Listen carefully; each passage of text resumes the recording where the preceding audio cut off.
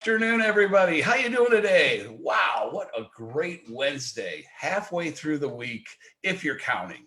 I mean, really, Monday to Friday, which day is it? I'm going to tell you. This is why you watch Leader to Leader, brought to you by LEAD Brevard, so you know what day it is because I'm going to tell you. I hope you're having a great one. My name is Geo Ropert. I am the president and founder of Ropert and Partners Public Relations and Marketing Communications. So happy to have you with us today. As we do every Tuesday, Wednesday, and Thursday, we bring you Leader to Leader. This is a discussion with former Leadership Brevard graduates who are also leaders in their own profession and in the community, just some great people.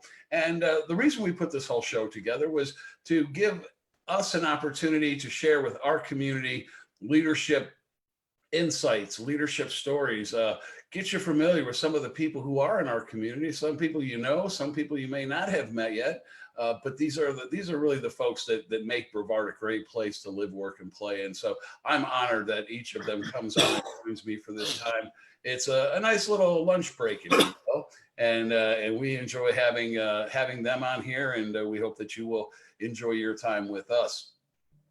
Bringing it on today, we've got a great guest. I am truly honored to have this gentleman with us today. I met him when I did Leadership Brevard during the 2000-2001 best class, and he was already a fixture within the Leadership Brevard program, and really somebody that you could count on to help you get acclimated to the program, to get acclimated to the community. Not only an incredible facilitator and an instructor, but also an incredible actor.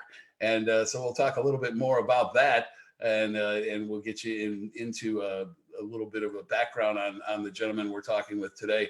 And he is really somebody that I truly treasure as a friend, and I get to see him every now and then at Publix, which is cool. I get to see him and his wife, Peggy. They're kind of shopping there, so we get a chance to get caught up. Mario Busacca, how are you today, my friend?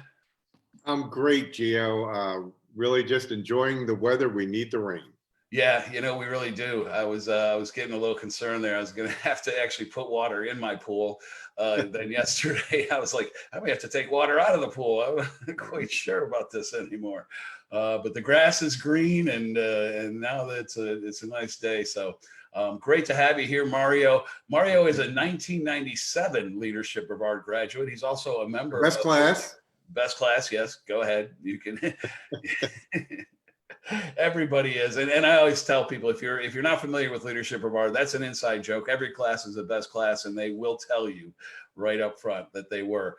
He's also the owner of KeyStone Strategies and has got an incredible career at NASA, at the Space Center. We'll have him share a little bit about that. Mario is also a member of the governing board of the Surfside Playhouse, so go back to the actor, and he's a member of Century United Methodist Church Staff Parish Board. So, Mario, how are you? I'm glad to have you here today, my friend. Thanks for coming on. Thank you. Just a little correction. I was a member of the board, not at this point. Staff Parish. Oh, okay. At Century, but that's some years ago. Okay, very good. Yeah. We can't keep track of one day to the other. So many things going on. But you are active in the community. Somebody that you see around whenever there's something big going on. Mario has usually got a hand in it, and so we're very honored that to have him with us today. Mario, share a little bit about your background, because you have great stories and a great career. All right. Thanks for the opportunity, Gio. Yeah, so much of my career was with the federal government, with NASA at the Kennedy Space Center. I spent 35 years there. Actually, I was 38 years on the Space Center. Spent much of my time, as my background is environmental, I was a biologist by training, in the environmental office. And over the years, I did pretty much every single environmental media. The last 10 years, however, I moved into kind of a planning group that was called Center Planning and Development, became the supervisor of the head of the master planning group. We basically are the ones that were responsible for bringing people like SpaceX and Blue Origin and OneWeb to the Space Center. We negotiated with those people, wrote their agreements, and got them to come to the Space Center, trying to make that transition from going from shuttle, government only basically, to what we call now a multi-user spaceport. And the spaceport is, people who have been saying, shuttle's going away and it's terrible and jobs are going, the space program's over. And turns out last year was one of the busiest launch years ever at the Space Coast. And this year may have actually be more. We're shooting for 48 launches a year.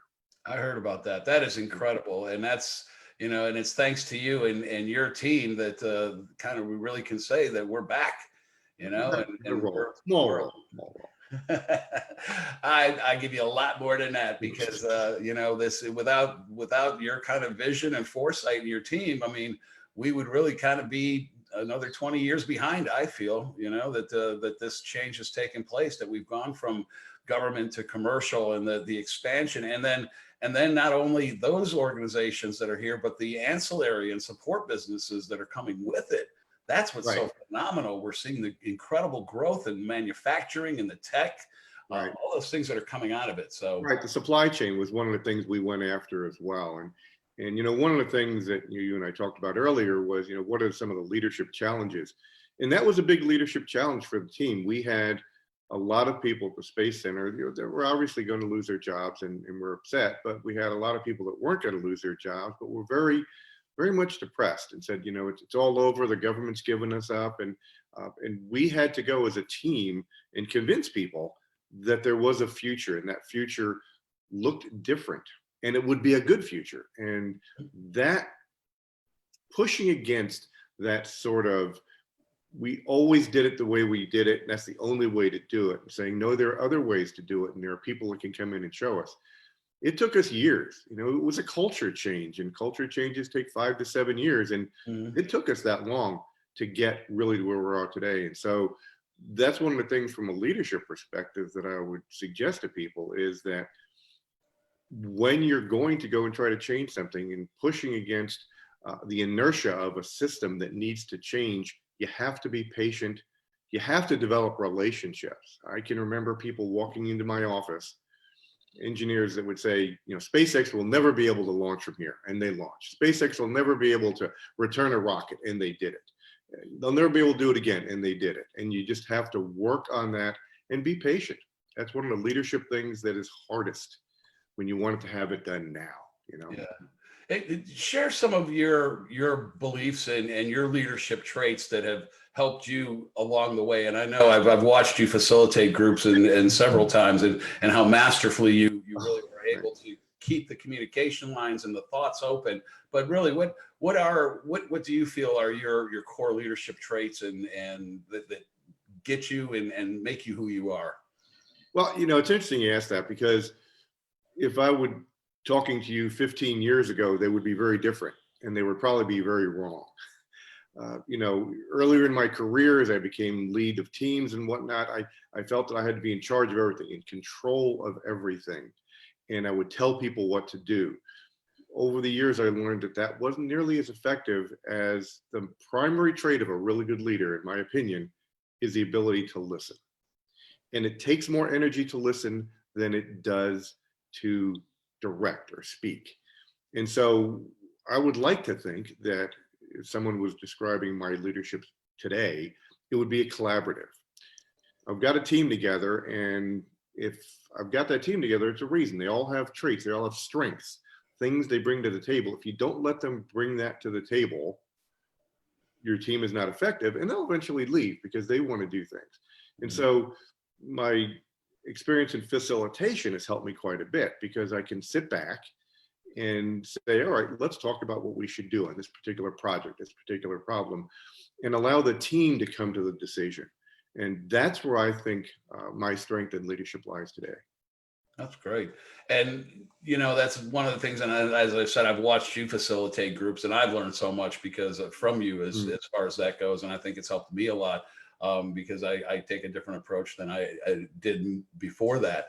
But let's talk a little bit about Leadership Brevard. You were one of the early classes that was in there, and how did that kind of shape? I think it really kind of talks to where you are today. What those things that you learned and the experiences you had at Leadership Brevard have molded you into the person you are now.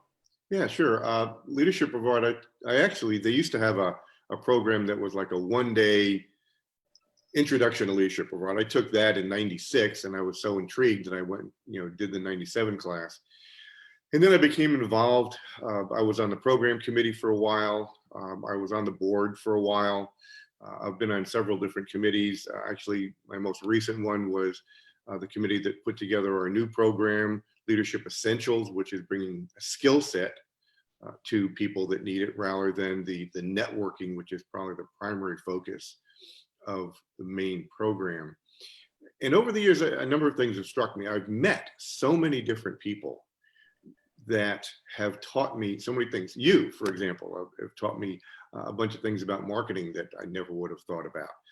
So I think the whole networking and the ability to find people that have skill sets that you don't have, and how do you leverage those? How do you develop those relationships so that you can be mutually beneficial? And I've done some facilitation and some training for different classes in LEAD Brevard. And some of it I had to go learn in order to teach it. So LEAD Brevard has helped me to force myself to go learn new skill sets. And then just being able to connect with one of the great things about Leadership Brevard that I love is that I can go into the directory and find a name of somebody that I want to contact, and I find out they're a Leadership Brevard graduate. I can call them up, never having talked to them before, they'll answer the phone. Yep. Yes. You're so right about that. I've always said that that group is a very welcoming club, and it's once you're part of it, you are, you're a legacy, if you will. And and I've often found that too. Is you just, people are very much, once you've been through it, you really kind of have that feeling that you are part of a group that has experienced something that's very unique. That Leadership Essentials, I think, is one of the greatest new additions to the organization. And I'm really excited that we've taken that kind of, like you said, taken Leadership Brevard and the networking and the community knowledge and that kind of thing, and really kind of focused in on those essential skills that make a leader. And it's so very important because we've got so many needs, I think, in our community that we need to deploy a lot of people who in their average everyday life, in their professions, they're leaders, but we need them to step out and step into the community roles that we have to fill. And as I've seen you do and so many others within the classes, this is, I think, has had tremendous amount of positive change that we've been able to enact just because we've said, hey, we're willing to be out there, put ourselves out there to make Brevard a better place to live. So absolutely. Mario, let me ask you, how have you been adapting to the latest work from home and all those things? And how have you had to adapt your leadership style to not maybe being in such close contact with your teams? Yeah, that's really interesting. I retired from NASA about 1.5 years ago to do full-time consulting with my company, which is, we do leadership and team building and that sort of thing. And of course, my business has largely been, let's get big groups together and talk about stuff, right? Yeah. And we're not doing that now. So I'm trying to learn how to engage people using things like Zoom and whatnot. As a matter of fact, we talked about Leadership Essentials. I teach the last session of the 6 sessions, and we did it through a Zoom meeting with 35 people and interactions and whatnot. So that's been very interesting. And then, in trying to get business and market myself, I have to do that in a very different way. Typically I would go and, call people, be able to go meet with them, talk to them about what they need. Now I have to do that in a different way. And so it's a learning process like anything else. I'm taking it as an opportunity to learn new skills again, because the world is going to be different when we finally come out the other end of this. Mm-hmm. And hopefully, I'll have learned some skills. One of the things I'm working on right now, not to give myself a commercial, is I believe organizations will need some help in how do they put their teams sort of back together, right? When they get to come back together. And so I'm developing some techniques for that and some programs for that, and trying to get some organizations I've been working with to see if they need help with that. So that's kind of my approach right now. That's great. And you're so very right. It is going to be a different way of doing business. I'm seeing that with my clients is, okay, we've got to communicate it in a different way. We've got to tell stories with a different kind of an angle, and we've got to put priorities in a different place. Whereas before, kind of open and wide. Now you get very, very focused on your messaging, and you track every word, and you watch for feedback, and because people are reacting differently too to the surroundings and to what's happening to them. And so you're so very right. I applaud you for continuing to learn. I think that's the one thing, is that as soon as we quit learning, we pretty much quit existing. And so exactly, you got to keep doing that. So Mario, what's next on the horizon for you? Any big shows you get? Well, you really can't do anything at the Playhouse anymore, can you? Yeah. So again, I'm at Surfside Playhouse. I'm involved with them. I also run the improv troupe there, and of course, we're not doing any shows. So we have actually been doing some interesting things there. The leadership there, a guy named Brian Bergeron, who's the artistic director, is just phenomenal. Mm-hmm. And we had a 10-minute play contest that's still going on. So people submit 10-minute plays, and then we read them. Oh, wow. Kind of a reader's theater online, and have people do that. We are looking at potentially putting together kind of a long-term sitcom online sort of thing. I probably shouldn't say that out loud because it's not been announced, so ignore that. We got the exclusive on you. Right here on Leader to Leader. But we're trying to do some new things, and I was in actually Pirates of Penzance when we had to close down, and we're hoping when we open back up, hopefully in June, maybe July, that we can get most of that cast back and start that with. And then, the theater is going to, again, be looking at how do we do that safely. And we're going to have a whole new set of protocols, just like everybody else does now, Yeah. And so we're working on that. So, if you like theater, I would encourage you to look at all the theaters in Brevard County, but of course at Surfside Playhouse when we open back up. Hopefully we can do that in the near future. And I can get back to improv because I miss it.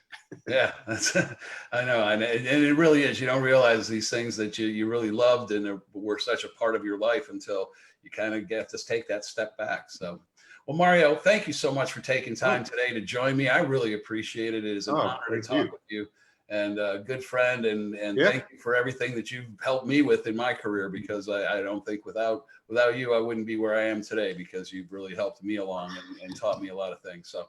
Oh, pshaw. The feeling is mutual, my friend. The feeling is mutual. Oh, great.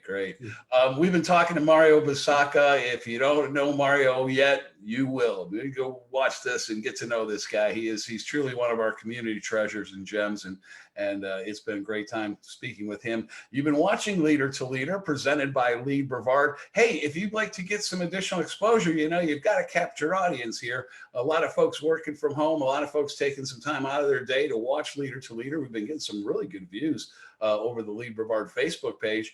And if you're interested in becoming a sponsor of the show, don't hesitate to contact us at LEAD Brevard. You can go to leadbrevard.org. You can email our CEO, Kristen Bakke, Kristen, Kristin, at leadbrevard.org, or call 321-632-8222.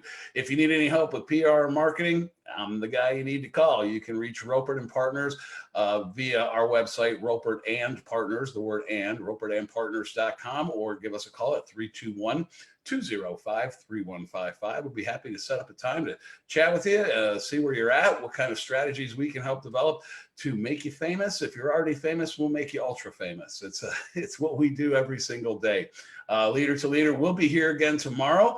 I'm going to be honored to have Neil Johnson, one of our community stalwarts. Yes, he was a commandant too, wasn't he, at the O'Galley Yacht Club, I believe? I think so. Yeah. So he's going to have some good stories, I'm sure, there. So we'll be able to get some of that from Neil, and then we'll continue it on a week after that, Tuesday, Wednesdays, and Thursdays at 12:15.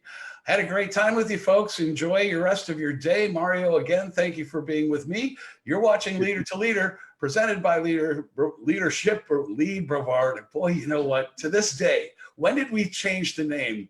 2007, I think. Something like that. It's been a while, Geo. Still. It flows too easy. So, hey, as long as LEAD is in the name, you're in the right place. Have a great day, everybody. We'll see you soon. Bye. Bye-bye.